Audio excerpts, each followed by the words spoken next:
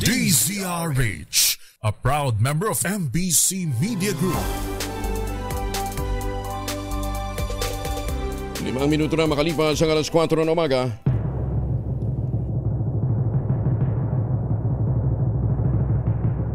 And the Golden Dove for Best Science and Technology Journalist goes to Angelo Palmones, DZRH. Ito na ang 28th KBP Golden Dove Awardee, Best Science and Technology Journalist, si Angelo Palmones sa Magandang Umaga, Pilipinas. DZRH, Magandang Umaga, Pilipinas, sa DZRH Radio, DZRH TV at DZRH Online.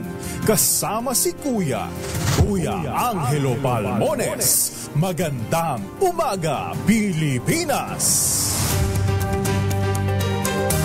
Miyerkules na tayo ngayon. Atras na ng Disyembre 2025. Nako, 21 days bago magpasko. Nabigyan na ba yung mga 13th month pay nyo? Kasama natin ang buong radyo natin FM nationwide, ang ating action radio station sa Luzon, Visayas at Mindanao. 91.7 BNFM Radio sa Cebu at 94.3 FM sa Jensan.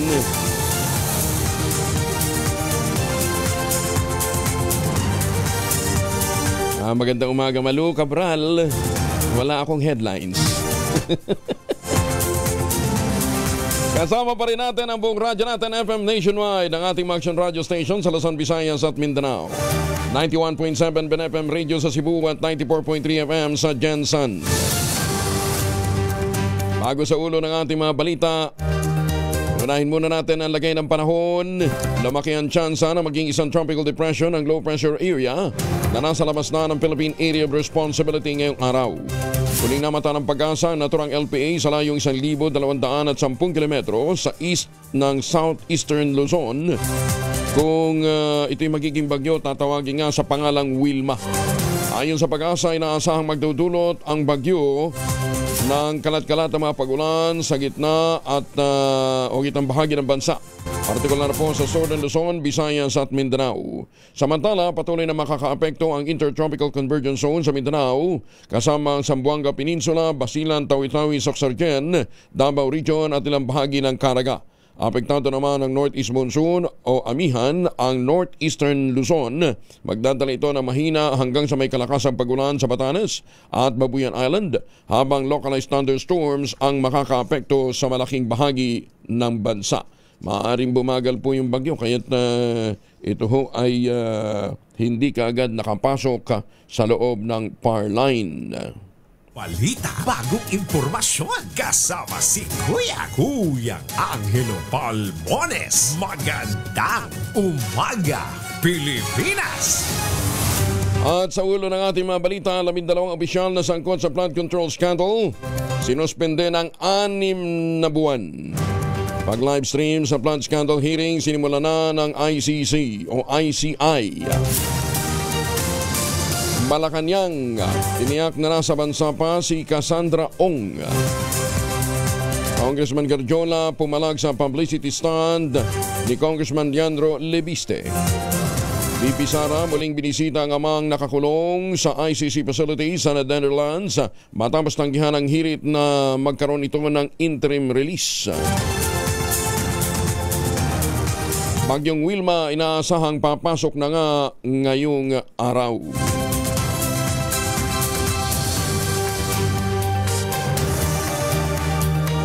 Minuto na makalipas ang alas 4 na umaga, tumaas ang bilang ng mga application para sa special bus permits ngayong holiday season.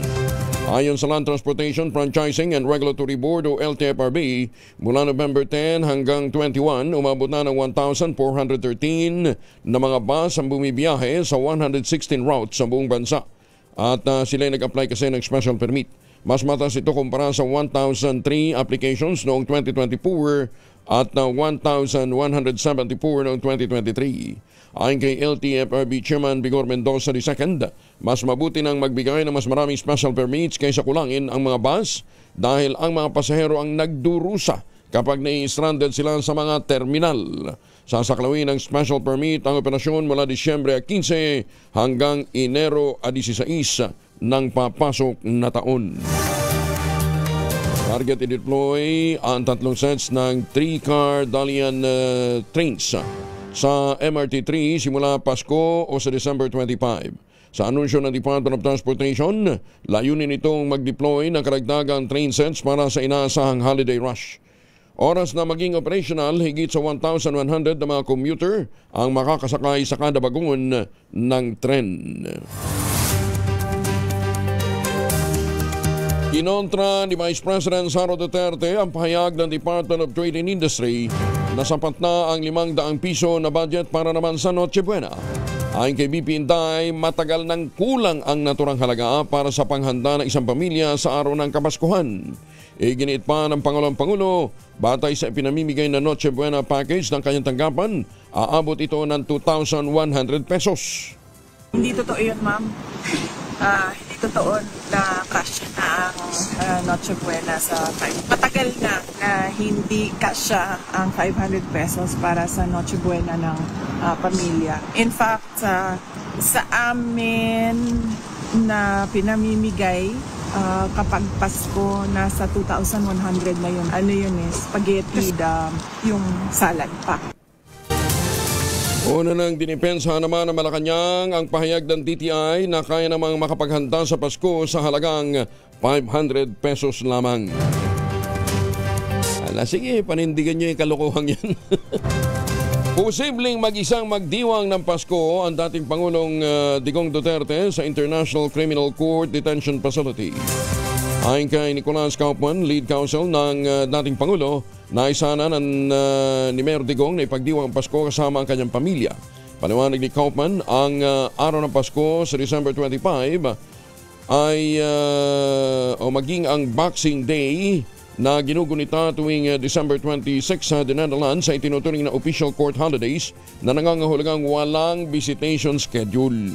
Yan man, iginita Kaufman na sisikapin ng defense team, idulog ito sa ICC para makasama ng dating Pangulo ang kanyang pamilya sa araw ng Pasko.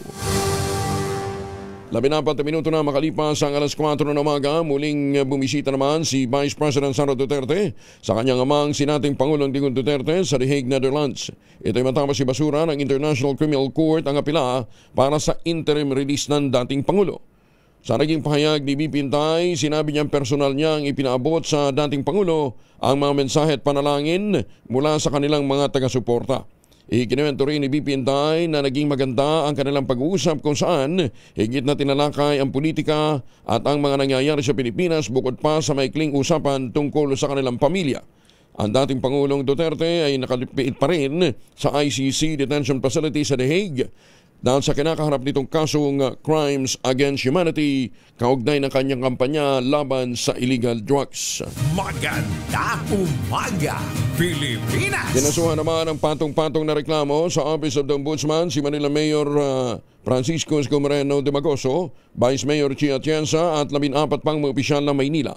Sa reklamo ni dating Liga ng mga Barangay sa Maynila President Dr. Leilani Lacuna, kapatid ng dating Manila Mayor Han Lacuna, tinukoy nito ang iligal na pagtatanggal sa kanya at iba pang mga opisyal ng Liga. Kabilang sa mga kasong isinampa laban kay Yorme ay graft, usurpation of authority, grave misconduct at grave abuse of authority. Higit ni Lacuna, ginamit umano ni Yorme Isko ang kanyang kapangyarihan upang isakatuparan ang iligal na pagpapatalsik sa kanya bilang Pangulo ng Liga ng mga Barangay noong Nobyembre 10, kung saan nagkaroon ng special election at proclamation at inilaga si Erica Platon bilang bagong Pangulo ng Liga. Nauna nang nagsampa si Lacuna at ang 5 pang mga barangay chairperson ang hiwalay na petisyon sa Manila Regional Trial Court para ipawalang bisa ang pagtatanggal sa kanila bilang mga opisyal ng Liga ng mga Barangay at ang pagtatanggal kay Lacuna bilang ex-officio councilor na kumakatawan sa 896 na mga barangay sa lungsod. Bagong balita, bagong impormasyon. Kasama si Kuyang Angelo Palmones. Magandang umaga, Pilipinas! Nakipagkita naman si Agriculture Secretary Francisco Chu Laurel Jr. kay Canada Secretary of State for International Development Randip Saray noong nakalipas na buwan sa Makati City upang pagtibayin ang matatag na kooperasyon sa sektor ng agrikultura ng dalawang bansa at siyempre maghanap ng bagong daan para sa partnership. Pinasalamatan ni Secretary Chu Laurel ang Canada sa kanilang matagal ng suporta para sa seguridad sa pagkain, katatagan sa klima at kaunlaran sa kanayunan. Muling ipinagtibay din ni Saray ang pangako naman ng Canada na tinukoy sa CAD 26 million investment package para sa pandaigdigang inisyatiba sa agrikultura. Nasentro ang pulong sa mga oportunidad sa kalakalan at pamumuhunan. Inihayag ng Canada ang interes na suportahan ng Pilipinas sa pagpapaunlad sa kakao at kape.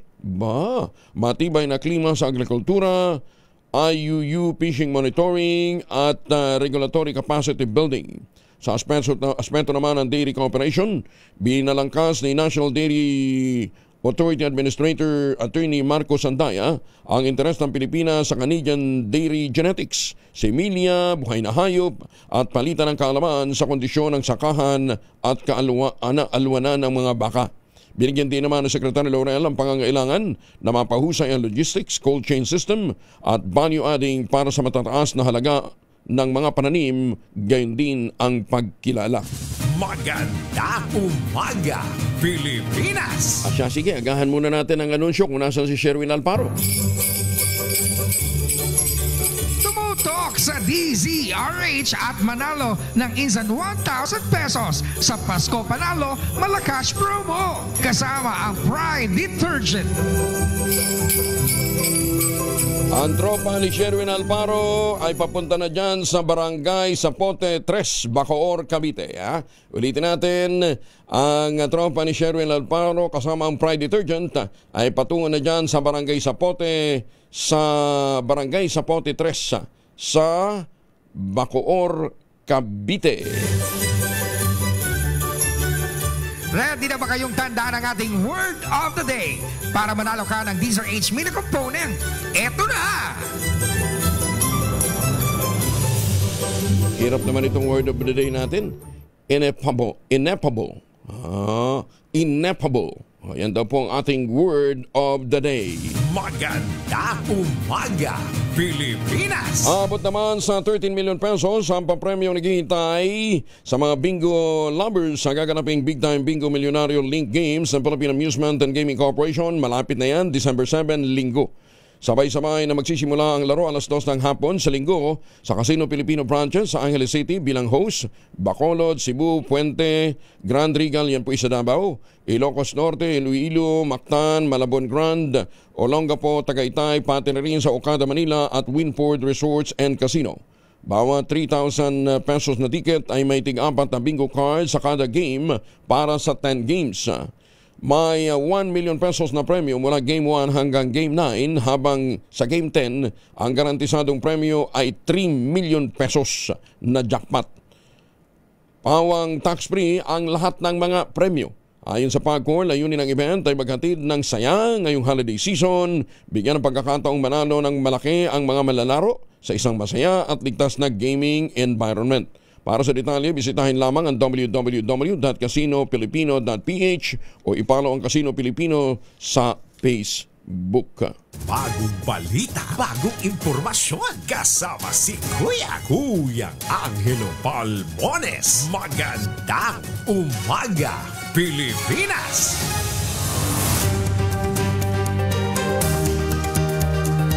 Alas 4:20 ang oras sa buong kapuluan. Ay, sa mga kagigising pa lang, makinig kayo mabuti ha. Malakas daw bang maghilik yung inyong katabi? Yan ha. O meron ba kayong kakilala na grabe kong maghilik kung matulog? Naku, wag ho daw ninyong babaliwalain yan ha. Ayon sa Indian Journal of Community, opisyal na publikasyon ng Indian Association of Preventive and Social Medicine, ang hilik ay hindi normal lamang na tunog na naririnig mula sa isang natutulog na tao, kundi isang uri ng sleeping disorder. Sa isang bagong pag-aaral, iniuugnay din ang paghihilik sa pagkasira ng bahagi ng utak na nagdudulot ng memory loss. At katagalan ay posibleng humantong sa pagkakaroon ng demensya. Yun. Kaya sa mga malakas maghilik, makinig kami mabuti. Bukod pa rito, ang paghihilik din ay posibleng magdulot ng high blood pressure ng hanggang 98%. Dahil ito sa nakakaharang sa daloy ng oxygen habang natutulog at ito'y may epekto din sa puso, ugat na daluyan ng dugo o sa nervous system. Kaya kung ang inyong mga katabi dyan malakas yung maghilik, bukod ho sa pagtagilid sa kanila habang natutulog, ipa-check up po ninyo. Magandang umaga, Pilipinas! Mga misis, amoy araw ba si Mr. Pag-uwi galing ng trabaho abay dalian sa germ sa katawan nila para labanan ng amoy araw tumahi pawis gumamit ng Shield Bath Soap regularly. Unbeatable on Shield sa paglaban sa germs versus another brand may shea butter. Pampalambot ang kuti sa presyong abot kaya $12.50 SRP. Kaya naman recommended ito ng Philippine Nurses Association. Kaya mga misis ay challenge you, subukan ng Shield Bath Soap. Galit sa sakit, may malasakit, sulit na sulit. Dapat na yung mahiwagan tunog, ano ha? Meron na? May bago na? Oo, talaga. Hindi, pinabago ko yan eh.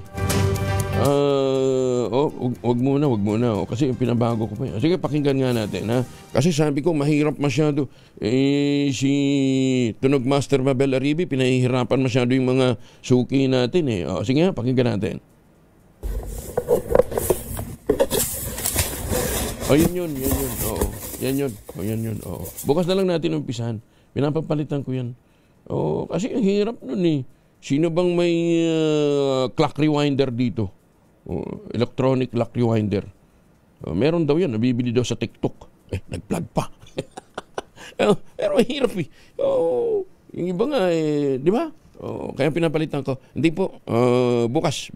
Kakaroon tayo ng bagong mahiwagang tunog. At teka muna, may panawagan dito, may mga paabiso dito sa atin, si Ma'am Ellen Pulido. Si Miss Maribic Geriola, Assistant Manager for Treasury ng Star City, ay, pumanaw na. Peacefully joined our Creator. May her soul rest in peace. Ayan na. Nakikiramay ho tayo sa mga naulila ni Ma'am Maribic Geriola, Assistant Manager for Treasury ng Star City. Nakikiramay din si Ma'am Ellen Pulido. Ayan na.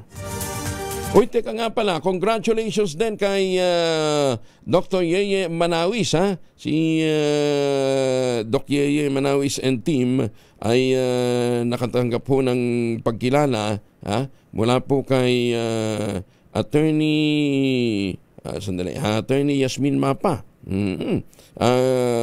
Certificate of Commendation to the Brave Men and Women of Fair Cargo Assessment Composite Division dahil daw sa kanilang exceptional dedication and commendable performance na nagkaloob ng koneksyon sa Bureau of Customs na umabot ng 2.75 billion pesos for the month of November alone. Ayan na. Dr. Yeye Manawis, congratulations! Bagong balita, bagong impormasyon. Kasama si Kuyang Angelo Palmones. Magandang umaga, Pilipinas! Kung meron tayong binabate, meron din hong mga nagtatanong, naibalita kami kailan lamang, nilaunch po ang transparency portal ng DICT sa pangunguna ni Secretary Henry Aguda. Kasama daw dito ang ibang ahensya ng gobyerno tulad ng SSS. Kaya lang, ang tanong ho, Secretary, ng ilang IT professionals, bakit daw parang ampaw ito? Wala daw masustansyang datos na makikita sa mga transparency portals na ibinibida ni Secretary Aguda. Wala man lang listahan ng project, kung magkano ginastos, walang status ng project, at kung sino ang mga nanalong bidder.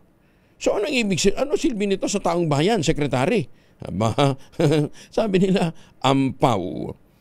Napapansin din na tila ba mahilig sa ganitong PR din si Secretary Aguda. Baka naman ho dapat, Sek, unahin mo na lang muna yung mga nabibiktima ng online scam at mga phishing nang sa gayon magkaroon ng katuparan yung inyong pangako. December na ho, hanggang ngayon ang dami pa rin nabibiktima ng mga scammer. Itigil nyo na ho yung mga papogi na yan na wala namang benepisyo ang publiko. Magandang umaga, Pilipinas! BTA Parliamentary abala sa serye ng budget hearing ng mga ministries ng Bangsamoro Autonomous Region in Muslim Mindanao. Detalye na balita mula kay Jun Di Makutak, Aris 19. Assalamualaikum, Brother Jun. Alaikum assalam, Koyang Angel. Kasalukuyang abala ang BTA Parliament sa series of budget hearings na tumatalakay sa mga pondong isinusumite ng bawat ministry ng BARM para sa susunod na taon.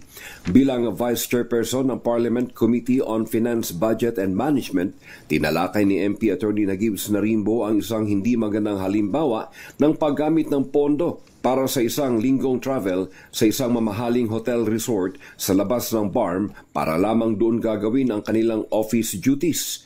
Ipinaliwanag ni Atty. Narimbo na ito ang mahalagang papel na ginagampanan ng kanilang komiteng kinaaniban sa parlamento na masuri na maigi ang mga pinagkakagastahan ng pondo ng iba't ibang ministries ng BARM.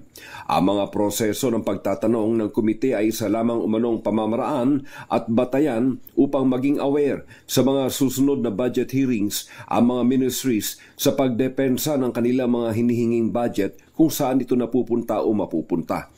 At sa layuning masiguro ng parlamento na ang bawat sentimo ng bawat ministries ay magagamit para sa pagtupad ng kanilang mission and vision para sa sektor na kanilang pinaglilingkuran, ang mga maluluhong travel para lang gawin ang office work sa ibang lugar ay hindi umano isang magandang halimbawa, saad pa ni MP Attorney Nagibs Narimbo, bilang paalaala para sa lahat ng BARM employees. Maaari naman umanong gawin ang regular office work sa loob ng opisina na mas mabilis pa at hindi mahamper ang serbisyong hinihintay at inaasahan ng mamamayang Bangsamoro. Mula sa Central Mindanao, RH19, Jun Di Makutak, DZRH, una sa Pilipinas, una sa Pilipino. Maraming salamat, Jun. Sukran. Magandang umaga, Pilipinas! 28 na makalipas ang alas 4, binatikos ni si Daps Party List Representative Edwin Garjola ang tinawag nitong publicity stunt ni Batangas Representative Leandro Leviste upang palabasin siya na masama at katawa-tawa sa harap ng publiko. Sa isang pahayag, sinabi ni Garjola na hindi niya nagustuhan ang ginawa at pinakitang ugali ni Leviste sa plenary session ng Kamara na biglang nag-selfie sa loob ng House Plenary. Ngunit nang deadmahin niya ito ay inilathala kaagad na sa ilang news website at inilarawan siyang isang coordinated attempt para galitin at libakin siya. Iginit ng kongresista ang ginawang unsolicited selfie ng kapwa mambabata sa isang paglabag sa parliamentary decorum. Sinabi pa ni Garjola, labis niyang ikinalungkot ang planadong publicity stunt ni Congressman Leviste at ang kanyang co-conspirator na isang news channel. Ang kanilang mga aksyon ay isang seryosong paglabag sa parliamentary decorum, isang coordinated na pagtatangkang galitin at siraan siya para makuha ang atensyon ng publiko. Matatandaan na ikinakusahan ni Leviste si Garjola na siyang ikalawang pinakamalaking proponent ng mga infrastructure project ng pamahalaan kung saan nakapag-pre-order na ito ng mga proyekto sa DPWH at nakakuha ng malaking kickback. Nagagandahang Christmas lights sa lungsod ng Balanga, Bataan, pinailawan naman kagabi. Nandun si Nani Kumilang, Aris 37. Dani, good morning. Nani? Sinaksihan ng maraming Batainyo ang makulay na pagpapailaw ng mga Christmas light sa lungsod ng Balanga, Bataan kagabi. Pinangunahan ang seremonyang ito nila Balanga City Mayor Raquel Garcia, Vice Mayor Francis Garcia at mga miyembro ng Sangguniang Panlungsod. Binasbasan muna ni Father Noel Nugid ang nasabing kaganapan bago ibinigay ni Mayor Garcia ang kanyang taos-pusong mensahe.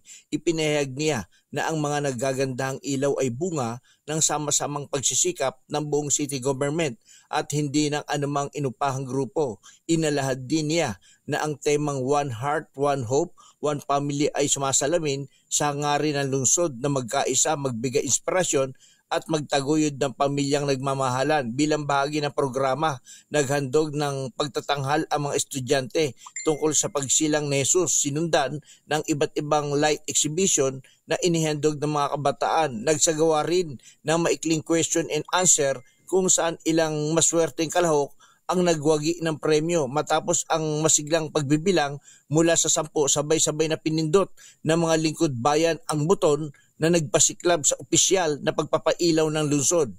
Nakapula ang bawat empleyado ng city government bilang simbolo ito ng nalalapit na Kapaskuhan at diwa ng pagbibigayan. Isang gabi ng pag-asa, pagkakaisa at tunay na diwa ng Pasko para sa buong Balanga City. Dani ko bilang RH37 DZRH, una sa Pilipinas, una sa Pilipino. Maraming salamat, Danny. May paaba kay Kayungan sa ating mga kababayan dyan po naman sa Pampanga. Maganda umaga, Pilipinas! Sa mga may lakad, huwag kalimutan magbaon ng proteksyon laban sa mikrobyo. May dalawang formulation ng family alcohol na pwede nating pagpilian.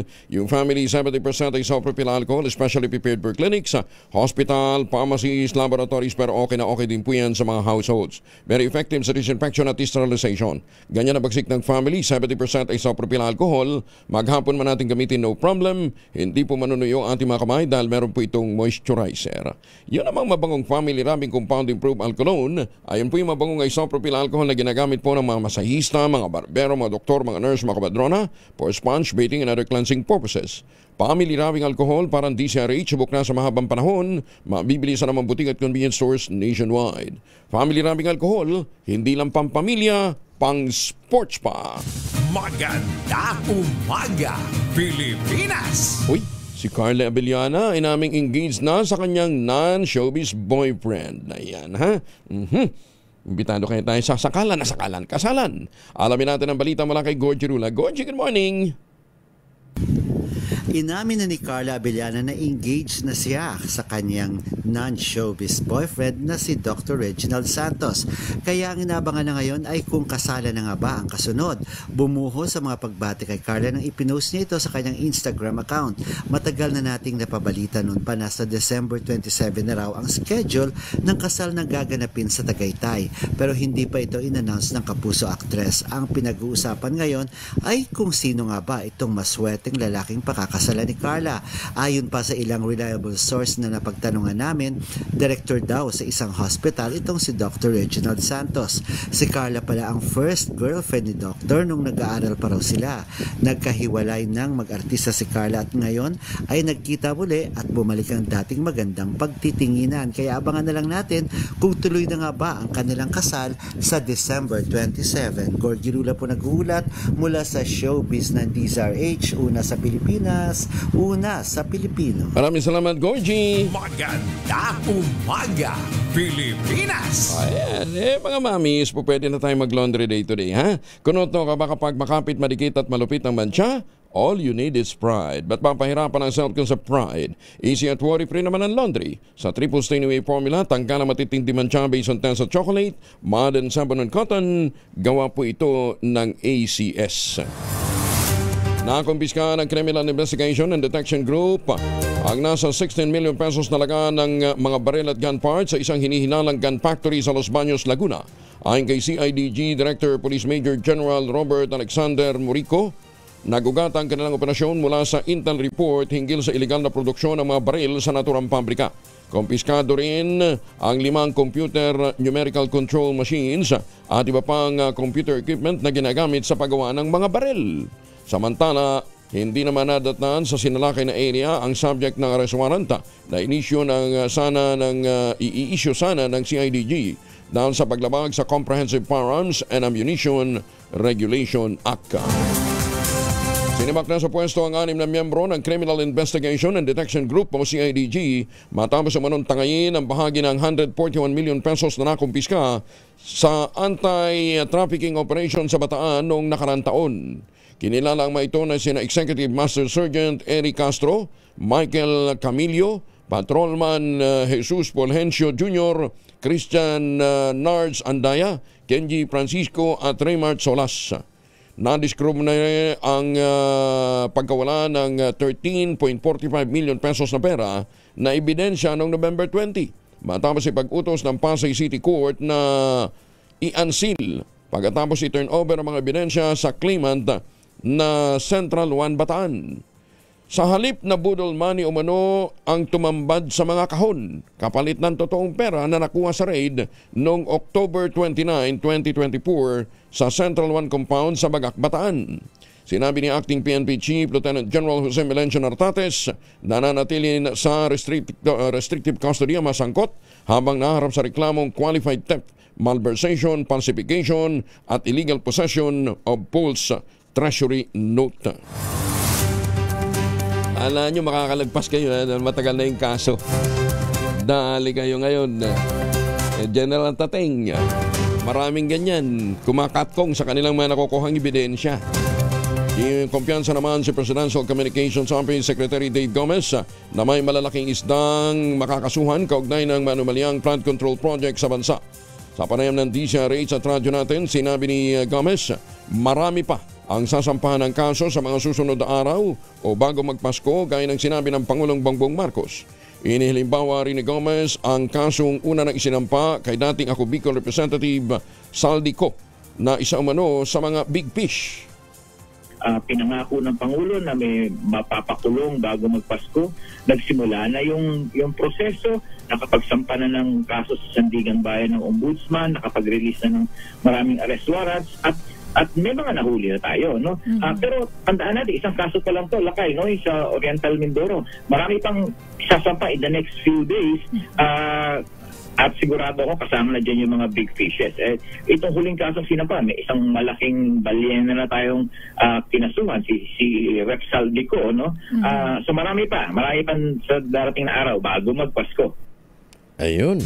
Magandang umaga, Pilipinas! At magandang umaga ho sa mga Pilipinong nakakalat sa iba't ibang panig ng mundo. Bago magpasko, uuwi kayo, huwag na magpasalubong ng imported na tsokolate. Meron po tayong tangerine chocolate. Ang tangerine chocolate po ay produkto ng mga magniniyog ng mga magsasaka dyan po sa lalawigan ng Quezon. Sa tulong po ni Dr. Helen Tan, yung po mga planting material ng kakao galing Davao, hinakot po yan para maitanim sa ilalim po ng mga nyugan. Kaya ngayon ay nagpuproduce na sila ng dikalidad na kakao beans, pinoprocess para maging tangerine chocolate. Available yan sa 0919-095-5935. May mahigit 10 variants yan, ha. I-check po niyo sa tangerinechocolate.ph. Sabi nga po ni Dr. Helen Tan, sino bang magmamalasakit sa Pilipino kundi ang kapwa Pilipino? Kaya sa bawat tangkilik natin ang tangerine chocolate, pinalalakas natin ang loob ng ating mga magsasaka, pinalalakas natin ang ating lokal na ekonomiya. Tangerine chocolate 100% gawang lokal, but taste and looks global dahil ito'y tinulungan po ng DTI at ng DOST. Kaya ang pakiusap po ni Dr. Helen Tan sa ating mga kababayan, sana tangkilikin po natin ang bagay na gawang atin.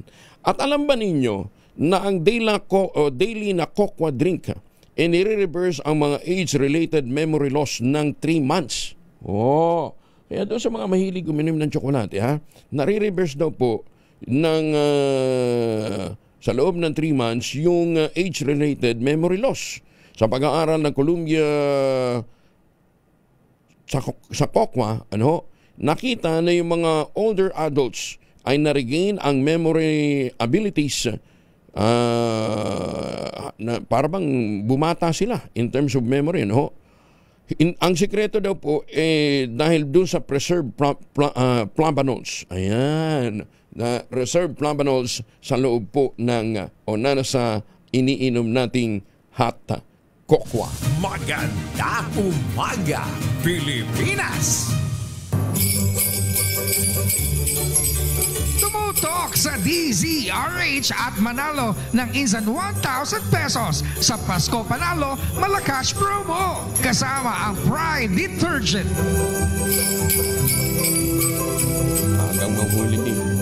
Agang manghuli ni Sherwin Alvaro, may huli na kagad. Sherwin, good morning. Angel, kung pwede ako yung Angel, alas 3 na madaling araw. Parang tanghali na dyan, daming tao. Biruin mo naman, talaga tatanghaliin ka dito sa Zapote, Bacoor Public Market. Kapag tinanghali ka ng punta dito. Dahil maaga pa lang, nagbibilihan na yung ating mga kababayan. As early as 12 ng ating gabi, bukas na ito. Kaya yung mga namimili rito talagang maaga at masinop. Kaya naman, dito ngayong umaga sa Bacoor, sa Pote, dito sa bahagi ng Bacoor City, sa Cavite City, Cavite Province, Cavite City tuloy, malakasan na may nahuli tayo na nakatune in sa DZRH itong Galit Ocampo Trading. Hindi sila galit ha, galit yon, no? Galit yan dito. Pero ang kanilang mga tinitinda ineffable. Alam mo pa kung anong ineffable? Hindi maipaliwanag na... Ineffable? Oo, ang Tagalog ng ineffable ay hindi maipaliwanag. Ano hindi pwedeng initin? Ineffable. Pwede rin. Okay, kapag naiinip ka na sa buhay, ineffable ka na. Yun, oo. Pero eto ang masugid na tagapakinig ng DZRH, kausapin natin. Magandang umaga po. Makikiraan lang po. Ayan. Hello po. Magandang umaga. Pangalan niyo po? Lala Ocampo po. Si Ate Lala Ocampo. Alam mo ba, Kuya Angel, si Lala Ocampo classmate ni Jerry Baha? Yes, sir. Kaklase ni Jerry? I see you. Talaga ha? Yes po. Batiin niyo si Don Jerry. Classmate. Jerry, sana natanda mo pa ako. Lagi ako nakatune in sa program mo. Magkaklase kayo sa high school? No po, college. College. Mga major subjects. Kayo ba yung kinikwento niyang nangungopia daw sa kanya? Parang gano'n na nga. Blackmates. Gano'n talaga sa black. Lalo pagkatabi kayo sa upuan. Yes po. Lagi pong late yan si Jerry. Sorry, Jerry. Laging late. Pero ako, napaka-punctual ni Jerry ngayon sa trabaho. Of course. Naman? Ganun mo talaga, maturity ang tawag doon. Ayan, oo. Dahil palagi ka nakatunin sa DZRH at paborito mong announcer si Ang Jerry Baang, Angelo Palmones, and Katunying. Ayan, dahil paborito mga ating mga announcer sa DZRH ito, meron ka 1,000 pesos!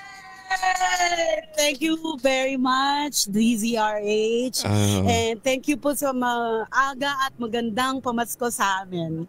Biro mo, ang aga-aga namin nahanap ka. Alas 4 pala ng umaga. Yes, Kuya Angel. Ang dami niyong paninda dyan. Kasya, marami na bang nagsha-shopping sa inyo?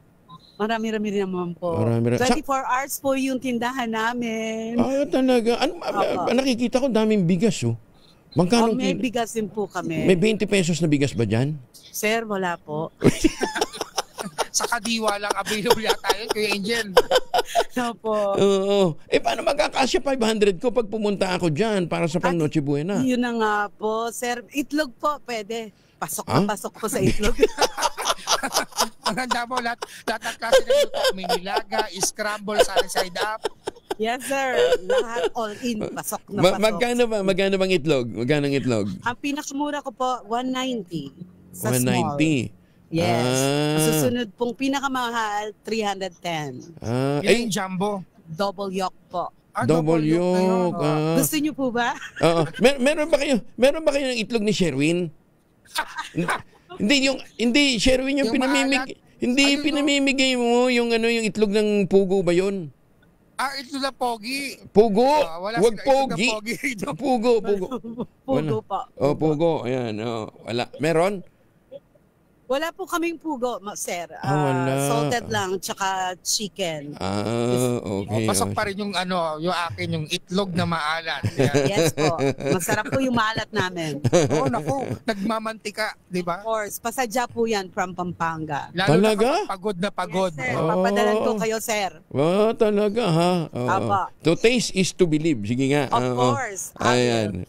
Bibili tayo ng isang tray mamaya. So, hindi kasya ang hindi kasya ang 500 Hindi po kasi yung salted namin 405.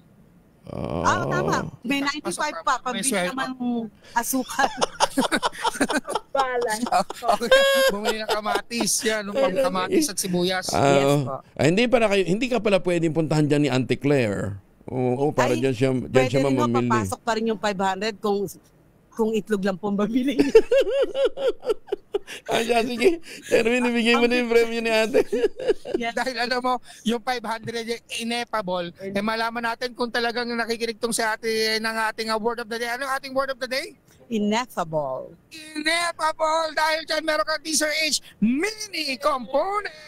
At syempre Deezer H t-shirt. At ang siksik liglig umaapaw na Deezer H grocery basket. Yan ang pamaskong basket para sa iyo. At ang bagong-bago, ang pinakamabango, ang Pride with Fabric Conditioner Korean Strawberry Bloom Detergent para sa iyo natin. Ano masasabi mo kay Kuya Angel? Thank you very much, Kuya Angel and DZRH, Pride, and the radio and the groceries. Hi, nako, God bless you. Salamat po for the blessings. Ma'am, ano gusto niyo iparating na message kay Jerry Baha? Hi, classmates. See you soon sa alumni natin. Nag-i-sponsor lagi si GB, si Jerry, sa alumni homecoming? That I don't know of, sir. Kasi attendee lang po ako. Sige. Okay. Ayan. GB, ito na yung kinokopyahan mo dati, oh. Hindi ako nangungopya sa kanya. Ako po yung nangungopya sa kanya. Congratulations po, kay Sherwin. Thank you, sir. Thank you. God bless. At syempre sa mga nais manalo ng 1,000 pesos na dumutok sa Deezer H, baka kayo nasusunod dating winner sa Deezer H Pasko Panalo promo kasama ang Pride Detergent. RH number 6, Sherwin Bata Alfaro Deezer H, una sa Pilipinas, una sa Pilipino. Tutok lang, tutok na sa Deezer H Radio, Deezer H Facebook, Deezer H YouTube, at Deezer H TV. Baka ikaw na ang susunod na winner sa Deezer H Mas Malakas promo. Maganda umaga, Pilipinas! Mameban lang, dyan po sa Las Vegas, Nevada. Magandang umaga sa mga suki natin dyan sa New Jersey, USA at saka sa mga taga Hayward, California. Good morning po sa inyo, ha? At saka sa mga suki natin dyan po sa iba't ibang panig po ng Canada. At saka dyan po sa gitnang silangan. Good morning din sa mga suki natin dito po sa New York. Cubao. Hindi, New York, USA, ha? Nag-i-expect daw sila ng rain, lalong-lalo dyan sa may area po ng Washington at Maryland. Maganda umaga, Pilipinas! Hindi pala rain, snow. Ayan, snow. Ang inaasahan nila doon is snow. And speaking of snow, ha? Meron ho tayong paalala ho sa mga kababayan natin dyan sa Amerika. Alam ba ninyo na ang malamig na klima, halimbawa, kung manliligo ho kayo ng tubig na malamig, nakapagpaparupok pala yan ng buhok.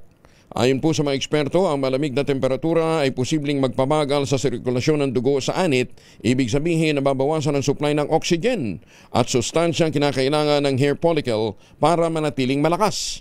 Dahil dito payo po ng mga eksperto, lalong-lalo na sa mga pupunta ho sa mga lugar na may snow ngayong Pasko, gusto ng white Christmas, magsuot ng bonnet o sombrero kapag malamig ang panahon, lalo na sa mga bansa na may winter season, dahil hindi lamang ito proteksyon sa malamig kundi maging malamig na panahon, kundi maging sa ating buhok. Sa ganitong paraan, napapanatiling protektado ang anit at ang inyong buhok.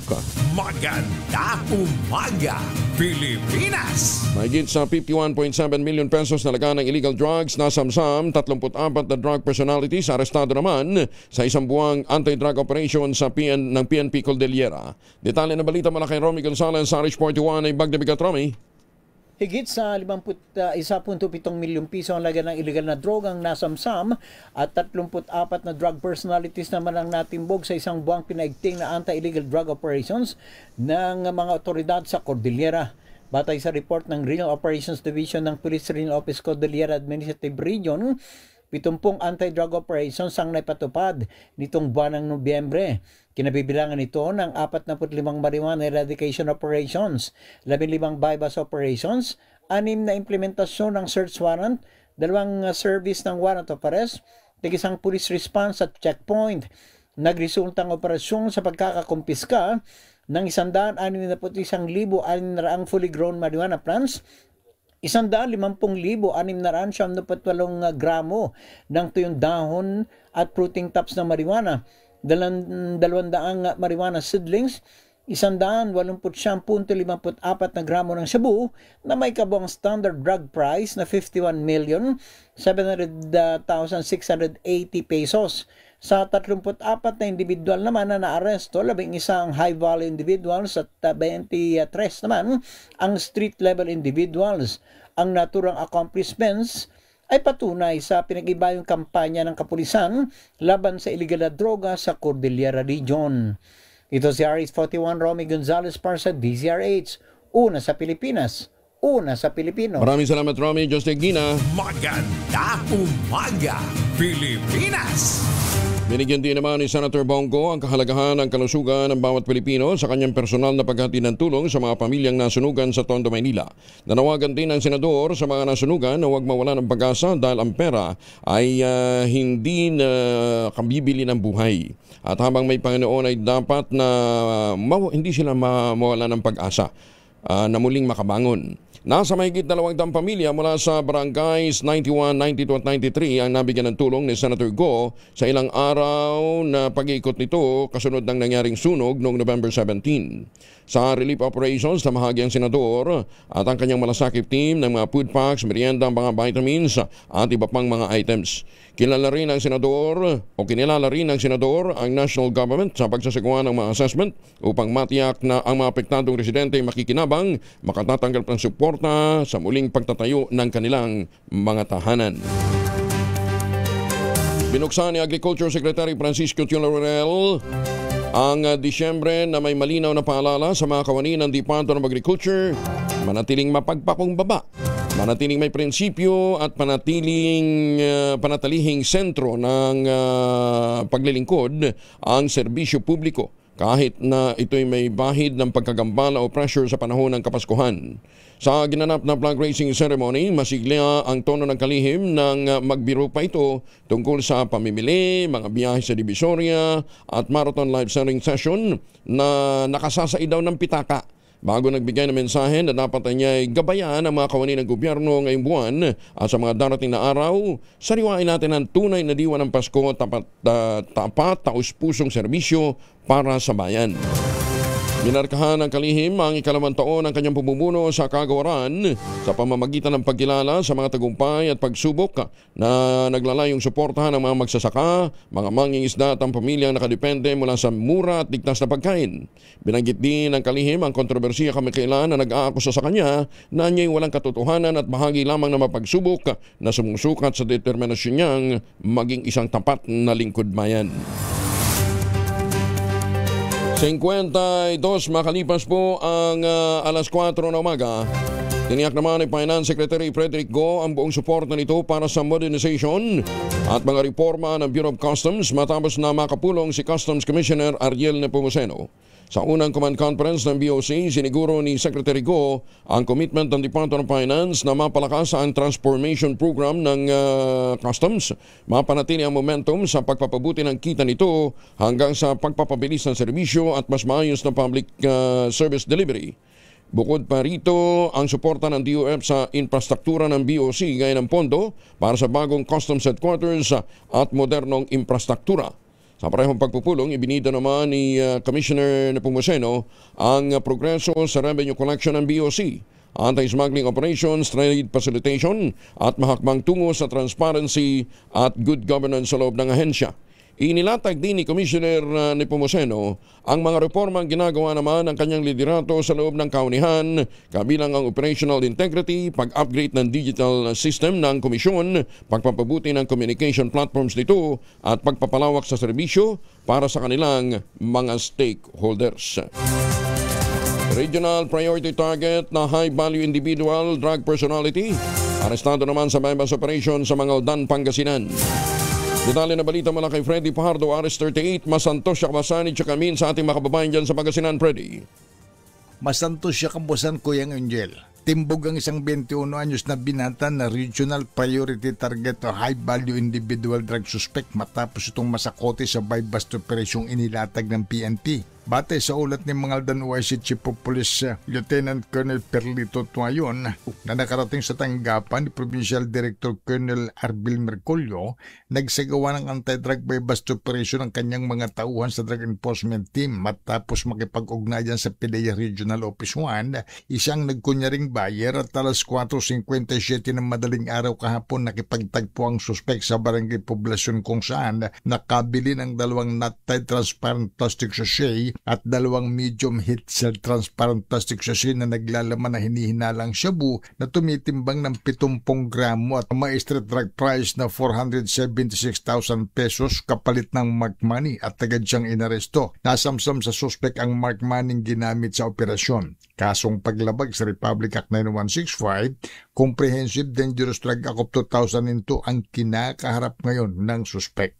Mula sa Action Radio Pangasinan, nito si Freddy Fajardo, Aristartit nag-uulat para sa DZRH, una sa Pilipinas, una sa Pilipinas. Maraming salamat, Freddy. Maganda umaga, Pilipinas! 5 minuto na lamang bago mag-5 ng umaga. Aba, oras na para tayo po naman ay mag-ultamayo. Pero sabi nga po ng mga dalubhasa, mga 1 oras bago matulog, 2 kapsula, mas may enjoy natin ang mga benepisyo ng ultamayo. Ano nga bang ultamayo? Ito po'y postbiotic with Lactococcus lactostrain plasma. Dumaan po ito sa mahabang clinical trial sa Japan. Hindi mga testimonial, hindi kwentong kutsero, kundi human clinical trial.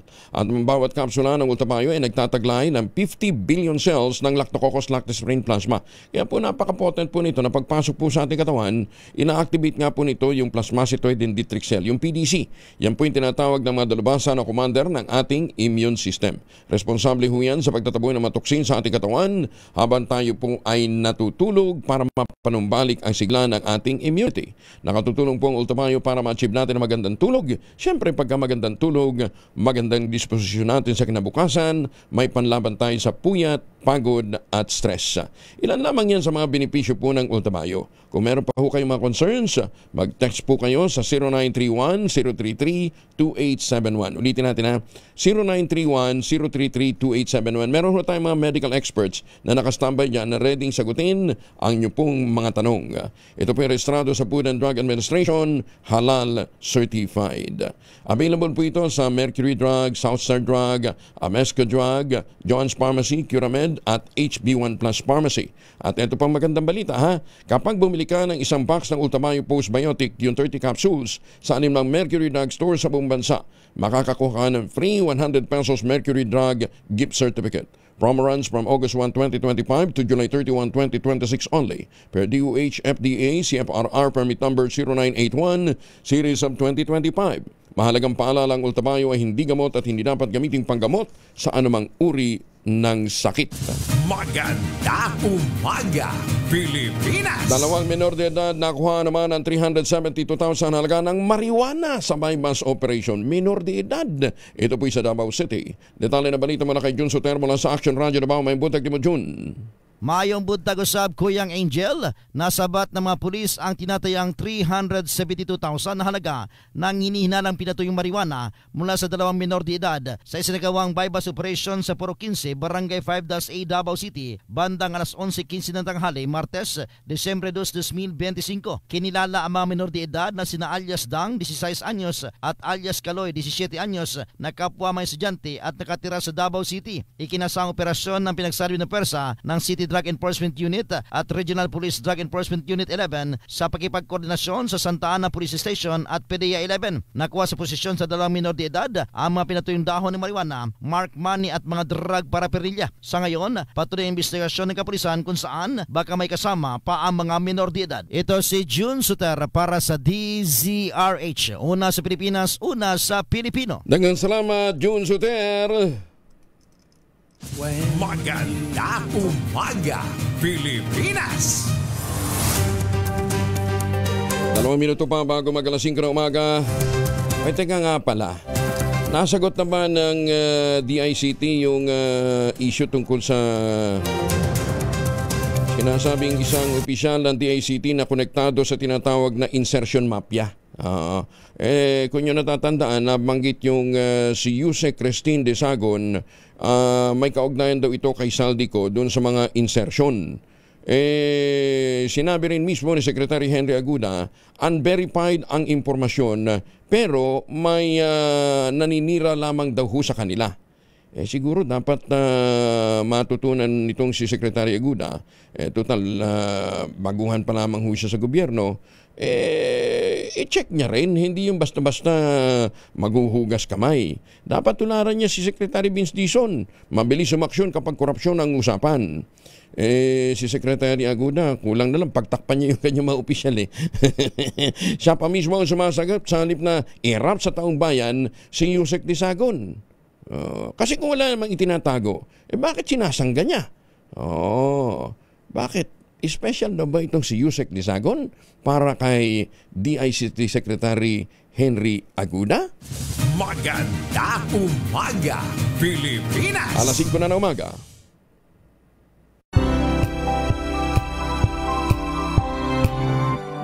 "21 days bago ho magpasko." Ngayon po ay Miyerkules. At 3 ng Disyembre, kasama na natin si Chanel Dominguez mula po sa Pag-asa. Ma'am Chanel, good morning. Magandang umaga din po sa Sir Angel. Magandang umaga din po sa mga taga-subaybay po natin para sa ating weather update. Sa ngayon, Intertropical Convergence Zone ang inaasahan natin magdadala ng mga kalat-kalat na pag-ulan dito sa may Basilan, Sulu at Tawi-Tawi. Bahagya po lumakas ng ating northeast monsoon at ito'y umiiral dito sa may northern Luzon. Dulot nito, mataas ang tsansa ng mga pag-ulan dito sa Cagayan Valley, Ilocos Norte, Apayao, Kalinga at Aurora. Sa nalalabing bahagi ng Ilocos Region, Cordillera Administrative Region at Central Luzon, maaliwalas naman na panahon ng kanilang aasahan, pero asahan din po natin yung mga isolated light rain. Para sa Metro Manila at nalalabing bahagi ng ating bansa, maaliwalas sa panahon din ng ating aasahan, pero asahan din po natin yung mga localized thunderstorm pagdating sa hapon at sa gabi. Sa ngayon po, meron tayong minomonitor na low pressure area po dito sa labas ng ating Philippine Area of Responsibility. Sa ngayon po, mataas na po yung chance nito na maging isang ganap na bagyo. At ito po yung inaasahan natin papasok ng ating PAR ngayong umaga. Ito po yung tatawagin nating Wilma once na naging isang ganap na bagyo. Ayon po sa ating current analysis, posible po ito mag-landfall dito sa Eastern Visayas or sa may Caraga at tatawid na naman po ito dito sa Kabisayaan. So mataas na naman po ang tsansa ng mga kalat-kalat na pag-ulan dito po, lalo na po dito sa Visayas starting Friday towards the weekend po. Yan po muna latest dito sa Pag-asa Weather Forecasting Center. Chanel Dominguez po, magandang umaga. Ma'am Chanel, Eastern na uli, no? Eastern Visayas? Yes po, opo. Oo. Yan yung malaking cloud cluster. Ay, ano yung cloud cluster din nasa may bandang taas? Wait lang po. Oo, yun nakikita namin sa satellite feed. Yun sa main west po kasi ng ating mapa po. Ito po yung low pressure area po. Tapos yan nasa medyo baba naman po. Ay medyo nasa tapat po ng Mindanao. Yung may mga cloud cluster din po. Ito po yung Intertropical Convergence Zone pero hindi po maabot sa atin. Okay. Madidissipate din siya.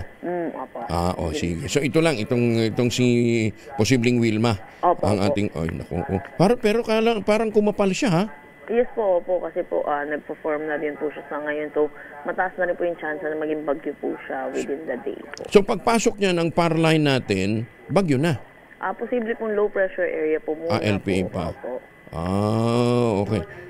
Anong speed niya ngayon? Sa ngayon po, kanyang speed po ay almost stationary po siya. Ay, naku, kaya naman pala nag-ipon ng lakas eh. Yes po. Kahapon 25 kilometers per hour to, di ba? Ay, opo, yes po. Ngayon stationary. Ay, naku, nag-iipon pa ng lakas, ano ha? Tama po. Ay, naku. Ma'am Chanel, ingat kayo at wala na naman tulugan. Vitamin C po, ha? Yes po. Thank you. Maraming salamat.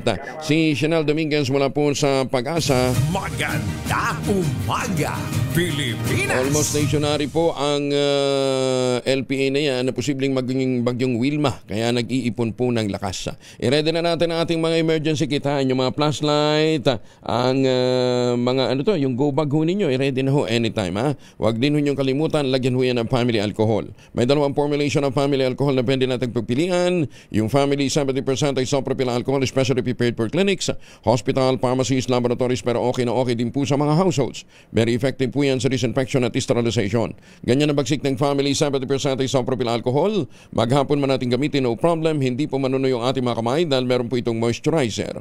Yun namang mabangong family rubbing compound improved alcohol. Ayun po yung mabangong isopropyl alcohol na ginagamit po ng mga masahista, mga barbero, mga doktor, mga nurse, mga kamadrona for sponge bathing and other cleansing purposes. Family rubbing alcohol parang DCRH book na sa mahabang panahon. Mabibili sa namang butik at convenience stores nationwide. Family rubbing alcohol, hindi lang pampamilya, pang sports pa. Maganda umaga, Pilipinas! Ilan sa mga pasahero ng private motor bangka patungong Kapul, Northern Samar, sugatan ang mabangga ng isang barko sa karagatan ng Matnog, Sorsogon. Detalye ng balita mula kay Jane Galit Bantayan, Aris 34. Jane, good morning. Sugatan ang ilan sa mga pasahero ng private motor bangka ng mabanggito ng barko sa karagatan ng Matnog, Sorsogon. Ayon sa MDR Matnog, ang private motor bangka ay patungo sa Kapul, Northern Samar nang mabangga ng barko na isang Envelero 16 passenger cargo papunta sa Maya, Cebu. Agad naman narumisponde ang LGU Matnog, MDR Matnog, Philippine Coast Guard Matnog, Tourism Matnog at local fishermen at MDR Kapul, Northern Samar doon mismo sa lugar at naabutan pa ang motorbot na palutang-lutang sa gitna ng dagat. Ang mga sugatan ay agad na isinugod sa Matnog Medical Hospital, samantala ang isang biktima na sugatan ay dinala ng MDR Matnog sa Sorsogon City. Kasalukuyan pa na nag-iimbestigahan Philippine Coast Guard Matnog sa nasabing insidente. Mula sa Action Radio Katarman, RH34, Jane Galit Bantayan ng DZRH, una sa Pilipinas, una sa Pilipinas. Dengan salamat, Jane Galit Bantayan. Barangay Cleanup Drive dapat napigtingin sa pamamagitan ng drainage hanapin, drainage linisin. Ay naman ito kay Senator Loren Legarda. Detalye na balita mula kay Raymond Dedpaz, RH28. Raymond, good morning. Kahit isang buwan na lamang ay magtatapos na ang taong 2025, marami pang magagawa para sa ligtas na komunidad. Ito ang paniniwala ni Senator Loren Legarda kasunod ng panawagan sa lahat ng barangay na magsagawa ng drainage hanapin, drainage linisin drive. Layunin nitong matukoy at malinis ang mga kanal at daluyan ng tubig upang maiwasan ang pagbaha, sakit na dala ng lamok at kontaminasyon ng tubig sa mga komunidad. Binigyan din ng senadora ng baradong drainage ang pangunahing sanhi ng pagbaha, imbakan ng tubig na pinamumugaran ng lamok at pagkalat ng mga waterborne diseases, mga problemang kayang bawasan. Sa report ng Philippine Atmospheric, Geophysical and Astronomical Services Administration o PAGASA, 22 bagyo na ang pumasok sa Philippine Area of Responsibility ngayong taon at inaasahan pang may isa o dalawa bago matapos ang Disyembre. Sabi ni Legarda, ang barangay ang ating front line sa disaster prevention. Walang national plan na magtatagumpay kung ang mga kanal sa komunidad ay barado ng plastic, household waste at construction debris. Bilang pangunahing may akda ng Ecological Solid Waste Management Act at Climate Change Act, iginit ng senadora ng mga batas ay nagiging epektibo lamang kapag ipinatutupad sa grassroots level o sa mga barangay. Dagdag pa ni Legarda, dapat magpatupad ng mga barangay ng epektibong gawain gaya ng pagtakda ng clean-up days, paipag-ugnayan sa mga paaralan para isama ang mga estudyante sa awareness drives at paglalagay ng malino na signage sa mga daluyan ng tubig upang hadlangan ang pagtatapon ng basura. Hinihikayat din niya ang mga composting at recycling upang mabawasan ang dami ng basurang napupunta sa mga drainage system. Ito si RH28 Raymond Dedpaz para sa DZRH, una sa Pilipinas, una sa Pilipino. Maraming salamat, Raymond. Kampanya naman laban sa illegal na droga, most wanted person at insurgency, pinaigting. Meron na doon pong mga suspect na arestado. Detalye ng balita mula kay Jimmy Angay-Angay, Aris 32, maupay nga agad, Jimmy. Pinaigting pa ng kapulisan sa Eastern Visayas sa kampanya kontra legal na droga, most wanted person at insurgency.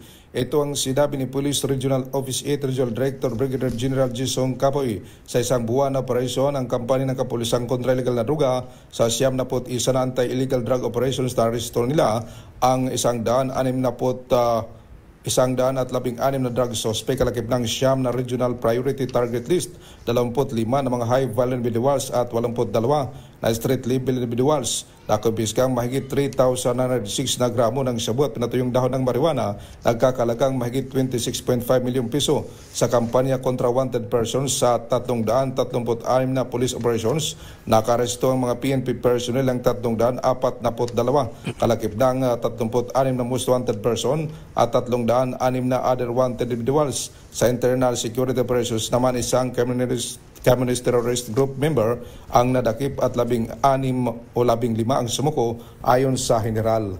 Mula dito sa DYVL Action Radyo Tacloban, ito si R32 Jimmy Angay-Angay para sa DZRH.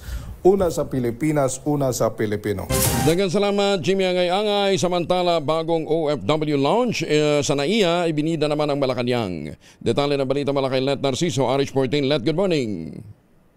Bukas na ang bagong OFW Lounge sa Ninoy Aquino International Airport Terminal 1. Ayon kay Palace Press Officer Claire Castro, bahagi ito ng hangarin ni Pangulong Ferdinand Marcos Jr. na mabigyan ng mas magandang serbisyo ang mga bagong bayani. Pinangunahan ni First Lady Liza Arneta Marcos ang ribbon cutting kasama si Department of Migrant Workers Secretary Hans Leo Cacdac, OWA Administrator Patricia Yvonne Kaunan at New NAIA Infra Corporation Chairman and CEO Ramon Ang. Ibinida ng palasyo na ang bagong lounge ay mayroong mas maluwag at komportableng lugar para sa mga OFW sa paliparan. Mayroon rin itong libreng pagkain at inumin, komportableng pahingahan, charging stations at baggage storage rooms. Sabi ni Castro, pagpapakita ito na prioridad ng administrasyon ang kapakanan ng mga OFW. Ito si Let Narciso para sa DZRH. Una sa Pilipinas, una sa Pilipino. Maraming salamat, Let. Magandang umaga ho sa ating mga OFW. Yan, ha? Pag alis nyo ng Pilipinas, meron kayong magandang lounge. Ayan, ha? Pag uwi naman ninyo, sana wag na kayong magpasalubong na imported na tsokolate dahil meron po tayong Tangerine Chocolate. Ang Tangerine Chocolate po ay brand ng mga magnaniyog, ng mga magsasaka dyan po sa lalawigan ng Quezon. Sa tulong po ni Dr. Helen Tan, yung po mga planting material na kakao galing Davao, hinakot po yan para maitanim sa ilalim po ng mga nyugan. Kaya ngayon ay nagpuproduce sa usila ng dekalidad na cacao beans, pinaprocess para maging Tangerine Chocolate. Available yan sa 0919-095-5935. Ang Tangerine Chocolate po ay merong mahigit 10 variants na mga raw material galing din po sa ani ng ating mga magsasaka. I-check po ninyo sa tangerinechocolate.ph. Ang sabi nga po ni Dr. Helen Tan, sino bang magmamalasakit sa Pilipino kundi ang kapwa Pilipino? Kaya sa bawat tangkilik natin ng Tangerine Chocolate, pinalalakas natin ang loob ng ating mga magsasaka, pinalalakas natin ang ating lokal na ekonomiya. Tangerine Chocolate 100% gawang lokal, but taste and looks global. Tinulungan ito ng DTI at ng DOST.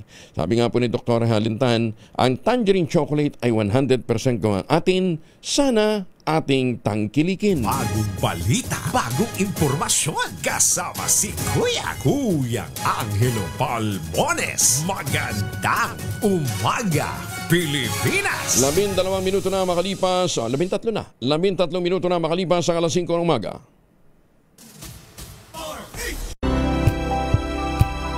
Kasama si Kuya Angelo Palmones. Magandang umaga, Pilipinas! Mayor Sene Mendoza ng Tanisay, Batangas. Magandang umaga po sa inyo, Mayor. 5:17 ang oras sa buong Kapuluan. Abay, syempre, batiin din natin ang ating mga suking maagang gumigising. Bukod doon sa tropang mga poging mapitagan. Oo, si General Jerry Layog, maagang gumigising. General, kumusta na ho kayo? At saka si General Gil Menese, si General Nick Bartolome, ayan si General Mantele, si Teleman, magandang umaga po sa inyo, At syempre, yung ating mga suking mga justices din kapag umaga, nag-iimbita pa naman sana ng lunch si Justice Max de Leon, Justice Max, kumusta na ho kayo, Si Justice Energito at si Justice Raul Villanueva, good morning po, tsaka syempre si Chief Justice Alexander Gesmundo, good morning po sa inyo. Magandang umaga, Pilipinas! Ambassador Hariang Ping, kumusta na ho kayo, Tumaas ng 17.56 trillion pesos ang utang ng Pilipinas nitong Oktubre. Sa datos ng Bureau of Treasury, nadagdagan ito ng 100.78 billion pesos kumpara sa 17.46 trillion pesos na utang ng bansa noong Setyembre.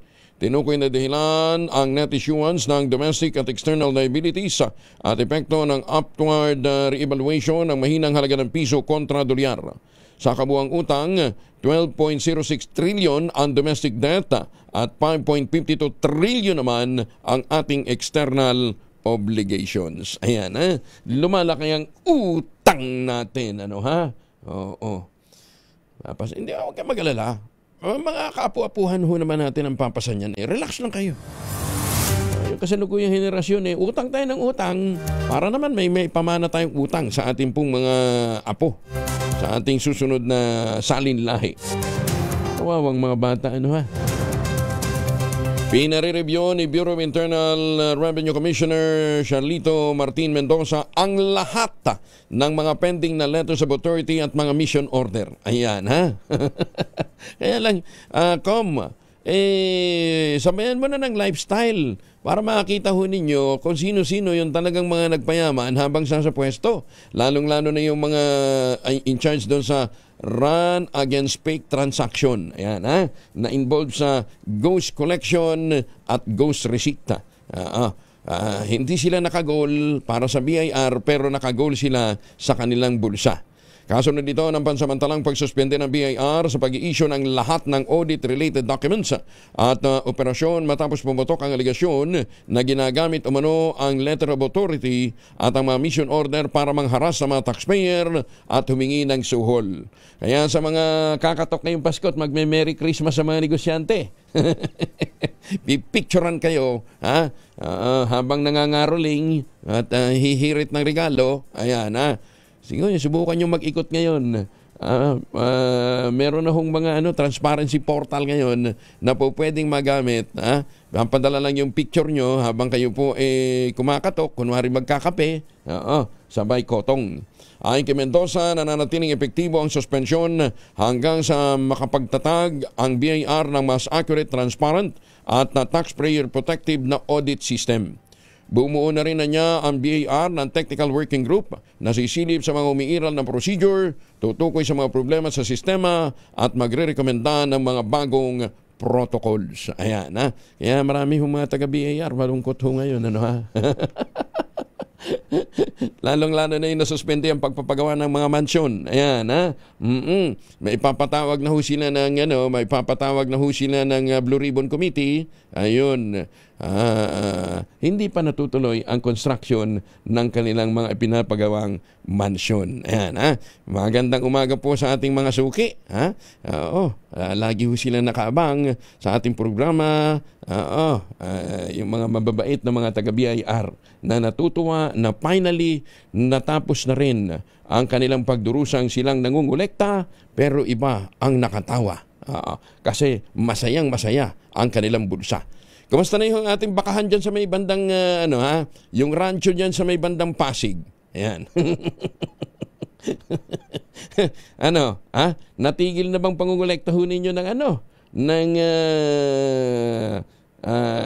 baka? Pag milyones ho kasi, baka hong usapan dyan. Pagka milyon, manukan. Dati, kontento na sa poultry itong mga lintik na ito eh. Nagkaroon ng among super ka pa ng muka. Ayan. Hindi na makontento sa manok. Gusto na lechong baka. Ayan.